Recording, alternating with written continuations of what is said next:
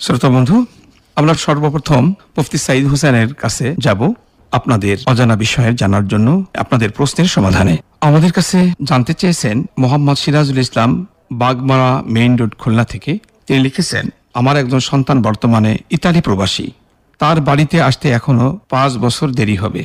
একটি ভালো পরিবারের পাত্রী পাওয়ার কারণে আমরা সিদ্ধান্ত নিয়েছি বিয়ের কথা পাকাপাকি হওয়ার পর উভয় পরিবারের সম্মতিতে কাবিন না করে শুধু আংটি পরিয়ে রাখব। ছেলে ইতালি থেকে আসার পর আনুষ্ঠানিকভাবে বিবাহ হবে। আমাদের বিবাহ দেওয়ার এই পদ্ধতিটি কি সঠিক আছে? নাহমাদুহু ওয়া নুসাল্লি আলা রাসূলিহিল কারীম, আম্মা বাদ। সুপ্রিয় শ্রোতা, আংটি পরানোর দ্বারা বিবাহ সংগঠিত হয় না। আংটি পরানো শুধুমাত্র উভয় পক্ষের মাঝে সামাজিকভাবে বিবাহের সিদ্ধান্ত চূড়ান্ত করা বোঝায়। সুতরাং ইজাব কবুল ছাড়া শুধু আংটি পরানোর কারণে বিবাহ হয়েছে বলে গণ্য হবে না।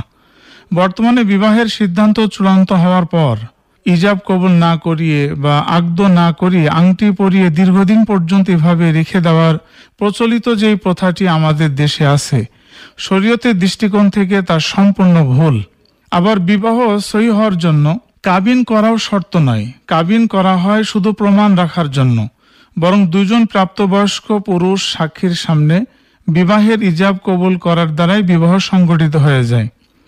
এজন্য আপনার জন্য করণীয় হলো ছেলের অনুমতি নিয়ে ওলি হিসেবে 2 জন সাক্ষীর উপস্থিতিতে আপনি প্রস্তাব করবেন, মেয়ের পক্ষ থেকে তা কবুল করা হবে। এভাবেই করলেই বিবাহ সহি হয়ে যাবে। আপনি যে পদ্ধতি বলেছেন এই পদ্ধতিতে বিবাহ সঠিক হবে না। যে শ্রোতা বন্ধু আমাদের কাছে জানতে চেয়েছেন তামিম শেখ, রাজাপুর ঝালুকাঠি থেকে।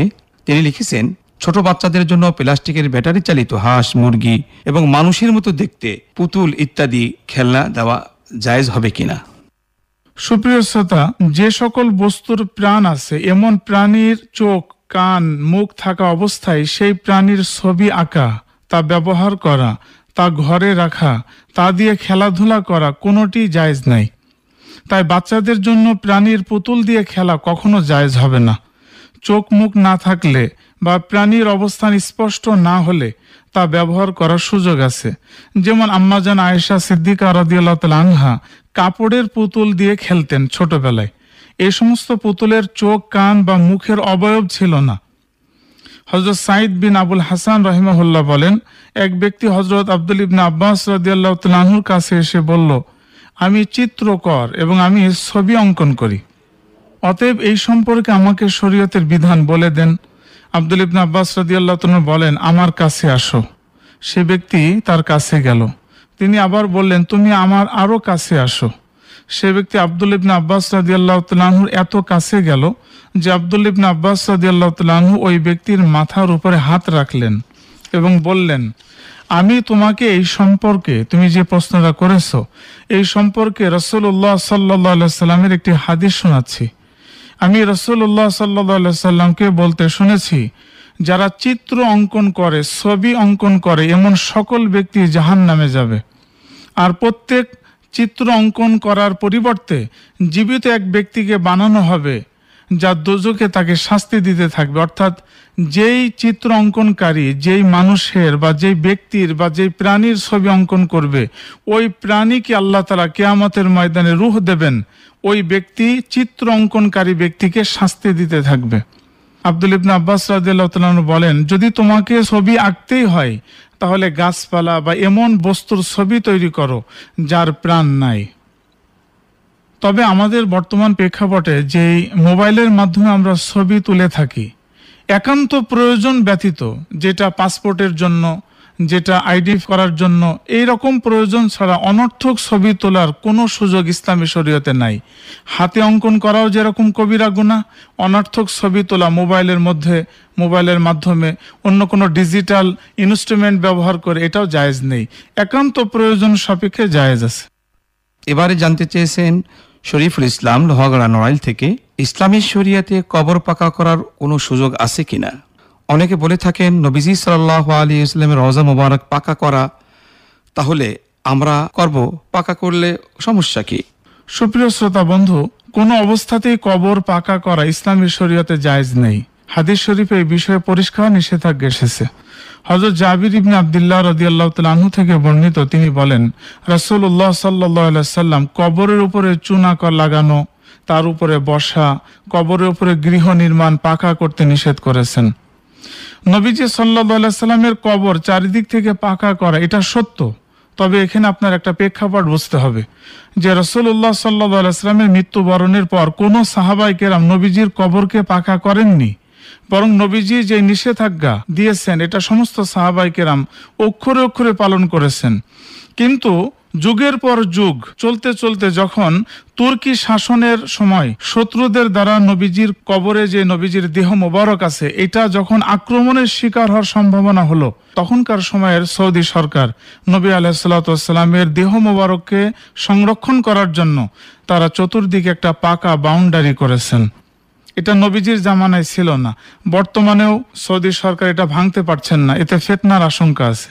সুতরাং নবীজি সাল্লাল্লাহু আলাইহি সাল্লামের কবর পাকা এটাকে দলিল হিসেবে পেশ করা কোনোভাবেই যৌক্তিক না। কারণ যে কাজ করতে নবীজি নিষেধ করেছেন, সাহাবায়ে কেরাম যে কাজ করেননি, আমি আপনি সেই কাজকে দলিল হিসেবে গ্রহণ করতে পারি না। সুতরাং কবর পাকা করা সর্ব অবস্থায় নিষিদ্ধ। আল্লাহ তাআলা আমাদের সকলকে শরীয়তের বিধানের উপরে আমল করার তৌফিক দান করুন, আমিন। শ্রোতা বন্ধু, এবার আবু তাহের ফুলতলা খুলনা থেকে জানতে চেয়েছেন, কোরআন ও হাদিসের আলোকে এমন কোন সময় আছে যে সময় দোয়া করলে আল্লাহ তাআলা বান্দার দোয়াকে কবুল করেন? সুপ্রিয় শ্রোতা বন্ধু, দিন রাতের যে কোনো সময় দোয়া করলে আল্লাহ তাআলা বান্দার দোয়াকে কবুল করেন। তবে হাদিস শরীফের মধ্যে বিশেষ কিছু মুহূর্তের কথা বলা হয়েছে যে সময় দোয়া করলে আল্লাহ তাআলা বান্দার দোয়াকে কবুল করেন। যেমন ফরজ নামাজের শেষে, অর্থাৎ নামাজের শেষ বৈঠকে তাশাহুদ দরুদ শরীফ পড়ার পর এবং সালাম ফেরানোর আগে যে কোনো সময় দোয়া করা যেতে পারে, যে কোনো দোয়ায়ে মাসুরা হিসেবে পড়া যেতে পারে এবং ফরজ নামাজের সালাম ফেরানোর পরও দোয়া করা যেতে পারে। এই সময় বান্দার দোয়া কবুল হয়। রাত্রের শেষ প্রহরে, অর্থাৎ তাহাজ্জুদের নামাজের সময়, রাত্রে ঘুম ভাঙার সাথে সাথে কোনো কথা না বলে বান্দা যে দোয়াই করবে আল্লাহ তাআলা বান্দার দোয়াকে কবুল করবেন।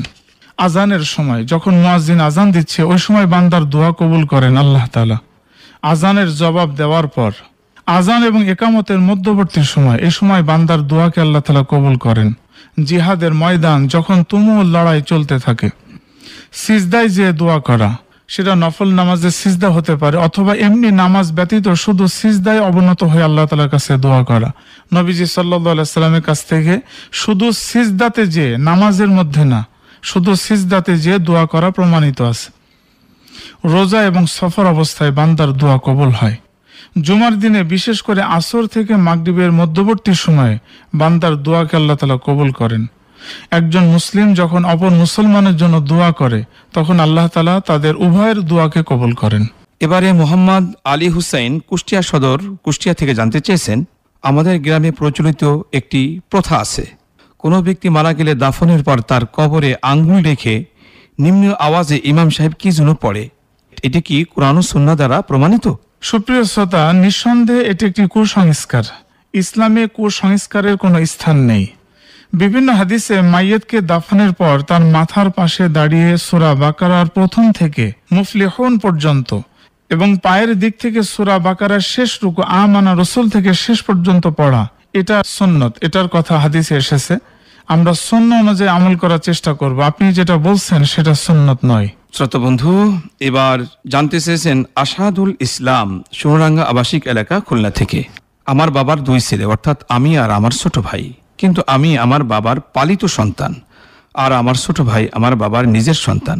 আমার বাবা চায় জীবিত অবস্থায় আমাদেরকে সম্পত্তি সমানভাবে ভাগ করে দিবে। এ বিষয়ে শরীয়তের বিধান কি একটু জানাবেন?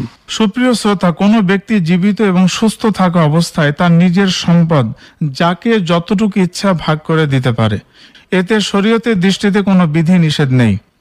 আর পালিত সন্তান পালিত বাবা থেকে মূলত মিরাস হিসেবে কোনো সম্পদ পায় না। তবে যদি জীবিত অবস্থায় নিজ ইচ্ছায় এবং সুস্থ অবস্থায় পালিত সন্তানের পিতা কিছু সম্পদ লিখে দেন বা দিয়ে যান, এতে কারো কোনো সমস্যা নেই। আপত্তি করারও কোনো সুযোগ নেই। সুতরাং আপনার পিতা তার আপন সন্তান এবং আপনাকে জীবিত ও সুস্থ অবস্থায় তিনি ইচ্ছাকৃতভাবে যদি সম্পদ লিখে দিতে চান দিতে পারেন, এতে শরীয়তের কোনো বাধা নিষেধ নেই। এবার মোহাম্মদ আনোয়ারুল ইসলাম কাশিয়ানী গোপালগঞ্জ থেকে জানতে চেয়েছেন, একটি বিশেষ কাজের জন্য আমি বেশ কয়েকদিন ইস্তেখারা নামাজ পড়েছি, কিন্তু স্বপ্নের মধ্যে কিছুই ভালো মন্দ দেখতে পাইনি। এখন আমি বুঝতে পারছি না কাজটি করব কি করব না, সমাধান জানালে উপকৃত হব। সুপ্রিয় শ্রোতা, ইস্তেখারা করা এটা সুন্নত। ইস্তেখারা কাকে বলে? ইস্তেখারা অর্থ হলো কল্যাণ কামনা করা, এমন কিছু প্রার্থনা করা যাতে কল্যাণ আছে। কোনো কিছু করতে গিয়ে যদি কেউ দ্বিধা দ্বন্দ্বে পড়ে যায় যে কাজটি করব কি করব না, তখন সঠিক সিদ্ধান্ত নেওয়ার জন্য ইস্তেখারা করার কোনো বিকল্প নেই। ইস্তেখারা করার জন্য উত্তম হলো ভালোভাবে ওযু করে ইস্তেখারার উদ্দেশ্যে 2 রাকাত নামাজ আদায় করা। এক্ষেত্রে সূরা ফাতিহার পরে যে কোনো সূরা পড়া যেতে পারে। নামাজের সালাম ফেরানোর পর আল্লাহ তাআলার বড়ত্ব এবং মর্যাদার কথা মনে করে একান্ত বিনয় ও আন্তরিকতার সাথে দোয়া করা। ইস্তেখারার ফলাফল শুধু স্বপ্নেই পাওয়া যায় এই বিষয়টি এমন নয়। মূল বিষয় হলো ইস্তেখারা শেষে ঘুমানোর পর আপনার জাগ্রত অবস্থায় মন যেদিকে সায় দিবে, কাজটি করার দিকে হতে পারে, না করার দিকে হতে পারে, আবার কখনো স্বপ্নের মাধ্যমেও যে কোনো একটি দিকে আপনার অন্তর প্রবলভাবে ধাবিত হতে পারে, তখন আপনি মনে করবেন যে ইস্তেখারার ফলাফল ওই দিকেই যাচ্ছে। যেমন আপনাদেরকে যদি একটা উদাহরণ দিই, যখন পবিত্র কোরআন প্রথম সংকলন করা হবে, অর্থাৎ গাছের পাতা থেকে, পাথর থেকে, বিভিন্ন চামড়ায় লেখা থেকে, হযরত ওমর রাদিয়াল্লাহু তাআলা আনহু তখন চিন্তা করলেন এটা কাজ করাটা ঠিক হবে কিনা, অর্থাৎ কাগজে লেখাটা ঠিক হবে কিনা। তিনি 1 মাস পর্যন্ত ইস্তেখারা করেছেন একটা ফলাফলের জন্য যে কাজটি সঠিক হবে কিনা। 1 মাস পর্যন্ত ইস্তেখারা করার পর তিনি ফলাফল পেয়েছেন যে কাজটা সঠিক হবে। এই জন্য ইস্তেখারা একাধিকবার করা লাগতে পারে, বারংবার করা লাগতে পারে। আল্লাহ তাআলা আমাদের প্রত্যেককে যে কোনো কাজ করার পূর্বে আল্লাহ তাআলার পক্ষ থেকে সমাধান নিয়ে কাজটি করার বা না করার তৌফিক দান করুন। আমিন।